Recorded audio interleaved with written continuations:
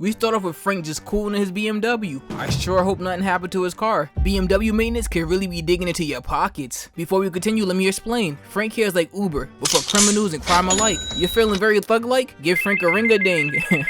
He'll be there for you on time, and that's period, never late. But that's when he pulls up to his first job in the movie, getaway driver for bank robbers. Where is this on Indeed? I hate driving, but hell, for a little extra cash, I know how to drive fast. It might end like the opening scene of GTA 5, but it's the thought that counts. Get in.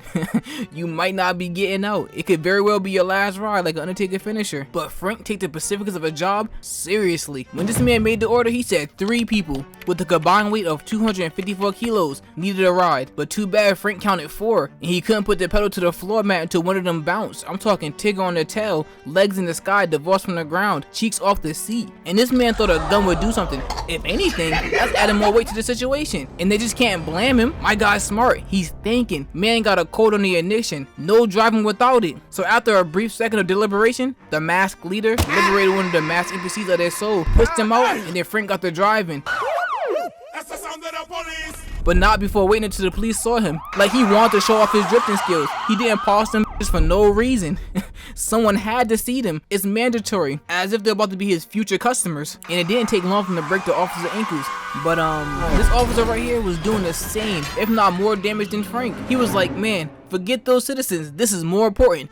Justice. He still ended up losing him, and Frank got cornered into this little stunt, the scraping, the landing. That might have cost him a cool 5K. I don't know what broke, but something definitely would not be the same on that car. And Frank, let me talk to you real quick. You kind of doing the most to escape. I'm not gonna lie. Jumping and rolling, shooting trucks, 16-car pileup, and there was still more that needed to be done. Damn near getting railed by a train. He escaped though. I can't say much to it.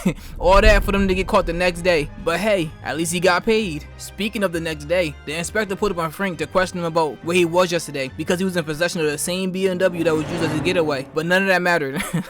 Because he got his next job, delivering one package, 50 kilos, 40,000. And this is where the plot starts to kick in. While delivering the package, he realized he had a flat tire, probably from all that goddamn jumping he did yesterday. Told you, the problem started off small, then bam! You need the price of a new car to fix your old car. Crazy. Anyway, he went inside his trunk where the very package was, but it was moving. And hands up, he was kind of cold. Simply moved it out the way, got his tire, fixed it, and was back on the road. I was thinking, this man takes transporting serious. He could not care less if that thing was back to hitting the goddamn electric slide. When he opened that trunk up, as long as it didn't weigh more than 50 kilos, he was good. But then 2 scenes later, he broke his rule and opened the package. I mean, trafficking humans is wild. That's definitely more than 40K. Now I would have canceled that job with the quickness. There are levels to crimes I'm willing to commit, and human UPS is not one of them. So after giving her something to drink, letting her use the bathroom, damn, she was up out of there. Nothing but sheer determination was moving those legs. Fear was like an Energizer battery in her back, helping her keep pace. Oh, yeah. Sometimes natural selection is a hell of a thing. Why do people always be falling while being chased? As a man who ran from many a dog in his childhood, I never fell. I never tripped. My dedication to escaping didn't even allow me to stumble, let alone bumble. My legs did feel like jello, but was built with the same shooting prowess of Paul George during a 3-point contest. Straight bricks. She was focused on escaping the entire time, leaving a trail like a dog dragging ass. All that for no reason. Whole time, Frank was Michael Myers with the pop-ups. But when he went back to return the package to the trunk, there were 2 officers in rain boots just studying his car. And look at his appearance. This man looked at the cover of How to Kidnap for Dumbasses, the book. But forget that for a second. Take a look at the officers, and what do you see? 1, 2, right? Now look at that. 1. Are they tag teaming that bike? Are one of those officers a little spoon while they on patrol? Nah. And their fits, they look mad confusing. Sunglasses, big ass winter coat, and rain boots. They are dead ass out here prepared for all 4 seasons. And with all that gear, they still wasn't prepared to do their job. Tell me why Steve Carell and Tom Welling saw Frank with a girl on his shoulders, full fireman carry with no fire in sight, and they started walking towards him like it was just a leisurely stroll to greet one of their longtime companions, only choosing to run when she starts screaming. What they thought, they were doing some kinky desert roleplay and Frank was a desert bandit like Yamcha? Look at what that poor discernment got them. The random package girl tossed at one of them after hitting like 12 twirls in the air, straight Simone Biles timing. The second one caught mean bodywork, straight Kardashian treatment. I thought his name was Frank, but he was moving like Dr. Miami. Then, no longer was his eyes shielded from the sun, straight vitamin D in the eyes. If he didn't cosplay a Bobby Smurda song like it was Shakespeare, that's definitely twirling and dropping if you ask me. Then he had a makeout session with the hood of this car. He was moving like that one dude from TLC. quickly onto the second officer. Frank was moving like he was the one trying to save her from them, and he wasn't trying to stuff her in the trunk like peanuts to an elephant. Legs swept in the air against the wind had this man having a Cinderella moment, spinning more than 360 waves. All that moving made him tired, had him taking a dirt nap. So Frank, after handling the officers quickly, very quickly, went to finish the delivery. But listen to this. You opened the package. All three. Never open the package. You can't get anything done in the world without rules. My guy, you are breaking the law. You can no longer collect people like Pokemon without their consent. I don't know what's going on, but why am I so focused on their outfits? I just can't help myself. He has this big ass house, but this ugly chain. Give me 24 paper clips and I can get you right. But this freaky big suit wearing, greasy hair having was just taking forever to give my dude his money. I don't get paid in compensation, more so dividends. Enough with the shenanigans. So after paying Frank, he gave him another mission: deliver this briefcase. But collecting humans, the baggy suits, I don't like this nigga. Freaky. I'm trying not to curse, but this is something straight out of a Diddy catalog. He definitely has a list, and he's not Santa Claus, but is driving like a hot commodity in this franchise or something. The transportations be damn near easy. Frank make them harder than they need to be. Like one of these freaks couldn't drop off the briefcase? Oh, that's why they wanted him to deliver it. They wanted him dead. I was confused. But that bomb was surely timed weird. Nigga had a lunch break and it still didn't blow up until he was done. You could have made it where it blew up 5 minutes into the drive. But wait, the BMW, that's definitely gonna cost a lot of money to fix. And the suit. He wasted no time getting active. Get Back had no chance to get cold. He walked there, angry as hell. I know he didn't have a ride. It blew up.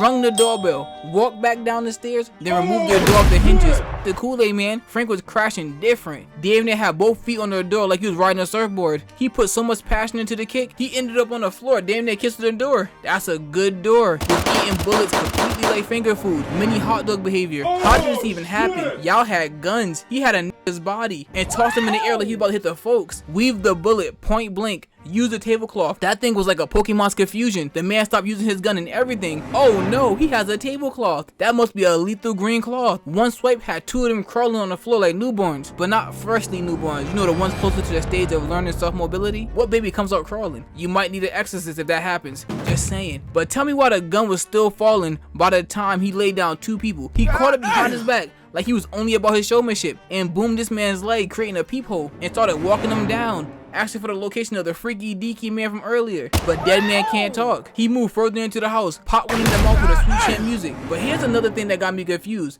Did they run out of guns? This man was using an axe. I see no lumber. He was moving with it though. Disarmed Frank and was swinging that axe back and forth like a pendulum. Man was moving like a snowstorm was coming and he needed firewood. Then that second one came up with an axe. What are they preparing for? Was there a Black Friday sale on axes? Now Frank was sandwiched between two axe-wielding maniacs. He was defenseless like the little cream in the Oreos. Hopefully he doesn't get double stuffed. First one stepped up, had his rib tenderized by a kick. The second one came behind, face screwed tightly, had him wielding the grimace of a psychopath. Man was swinging that axe like a baseball player trying to get a home run. Man overexerted himself, tried to come back for take two. Thing was declined faster than a charge on my Cash App card because I keep it locked. You're not taking my money. I never saw this much avoidance since Anthony Edwards tried buying the way out of fatherhood. Straight MC Hammer. They could not touch him. I mean, with the axes, because the moment their axes got stuck, they thought airplaning him finger food. But fist. That's a good kick. Neither one of them could be jealous of the other. Both ate a foot at the same time. Damn near sucking toes through his shoes. This man came out smiling like 9 different times before even using the machine gun and managed to get dropped while armed.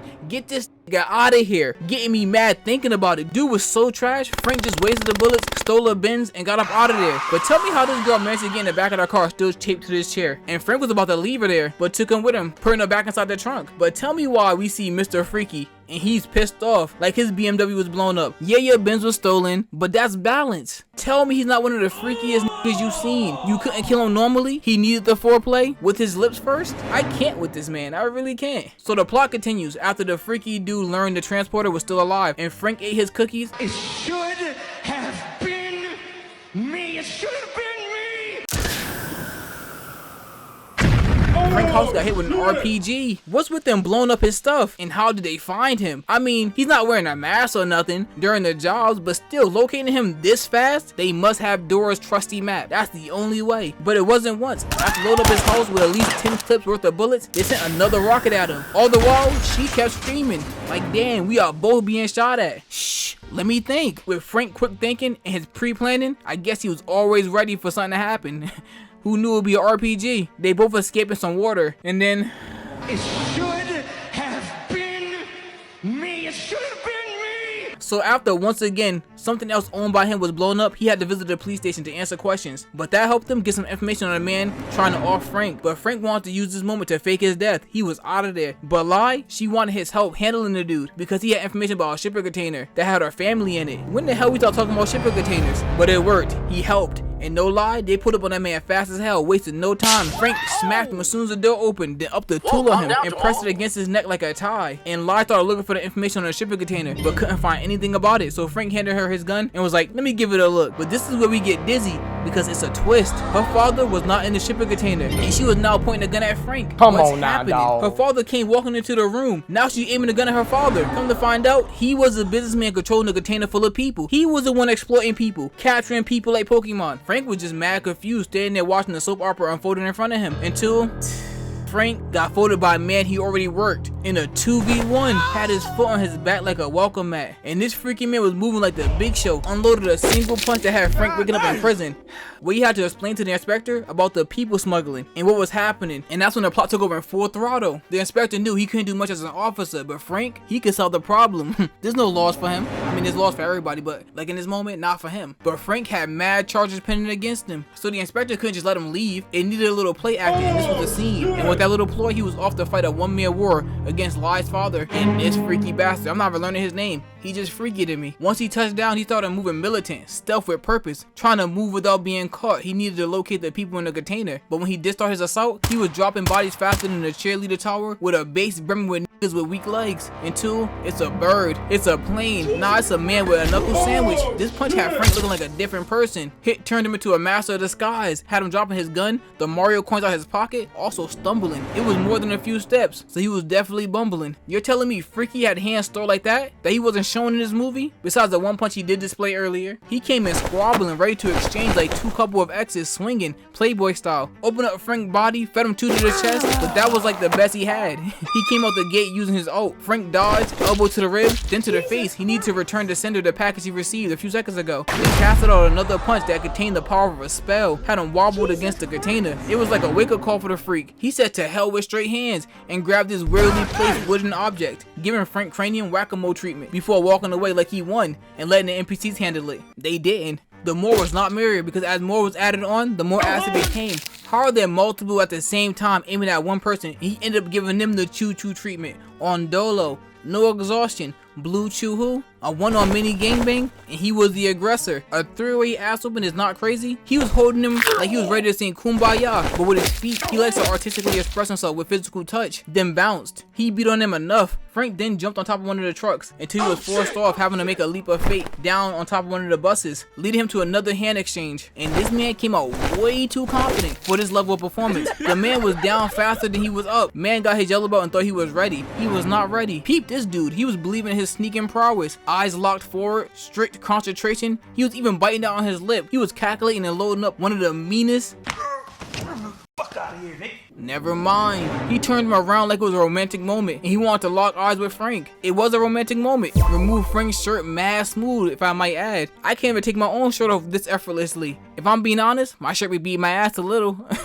But this NPC sneak attack ended with himself being choked out with the shirt, while another came onto the screen, ended up getting tied up along with the first dummy. Did he just sleep both of them at the same time? A double punch? They need to be trafficked into a boxing gym and learning how to fight. They were medieval booty, and you know they rarely took showers back then. They started treating a squabble like a game of Pac-Man, just chasing Frank around the buses. For what? All of them were great value trash bags. They got on the bus like it was a Greyhound. destination Ass Whooping Boulevard, because he started working them like he clocked in for a shift. After studying the scenery, the black dude was the first to get popped. Had him close his eyes and reflect before booming him off the bus, and the rest followed suit. He was dismissed, straight leather to mouth. This man had ample time to launch a sneak attack and ended with his chest being worn like a shoe. This man saw the entire scene play out before him and decided to play his role. Same treatment, shoot a chest. And I don't know why the black dude came back on the bus. This was your out. You could have left. Came back for another helping like, please sir, I want some more. this NPC must be a student of the freaky antagonist, because this lovely embrace was not needed. He was holding on tight and long while Frank was just beating on 2 more. I swear, this freaky bastard was moving his fingers on Frank's abs like he was Ray Charles playing the piano. Like they were Braille and he trying to read his attack pattern. Nope. Frank just stood up off this man's lap, launched one of the NPC through the window, did some recess monkey bar tricks to handle 3 more, back down. Now this had me scratch my head a little. He threw it back on this man to wear him like a book bag? Too simply? I use the word simply loosely. Kick him in the face with a cheerleader high kick? But why are they still fighting? They keep losing and getting back up. At this point, they were being overachievers for no reason. Y'all not getting overtime pay. They are transporting humans like cargo. The main freak already off one of his employees. You're not getting employee of the month. Y'all doing too much for no reason. Picked up weapons too. Oh, shit! But there needed to be one more, a big man, a tall Chuck Liddell if you will. And he thought his size advantage was all he needed, only to have his nuts played with, straight Ice Age timing. They separated only to re-engage once more. Frank started tossing his hands like they were grenades, landing them like bombs, until he was locked into a sleeper hold. But more people, and they're not getting any better. All of them were dropped by kicks before it turned into a, what is this? Straight kinkier than mud wrestling, just a bunch of oiled up men wrestling, slipping and sliding. And for a second, I thought Frank was feeling like Moomin Rider, the C-class hero. But what the hell did he equip on his feet? Because it helped him go through these extras mad quick. All you heard was tink, tink, tink, and pain. He was handing everyone a taste of his feet. You have a spin kick. You have a spin kick. Hey, guess what, nigga? You have a spin kick. Man was like Oprah when it came to handing out spin kicks. And good news, you do not have to pay taxes for them.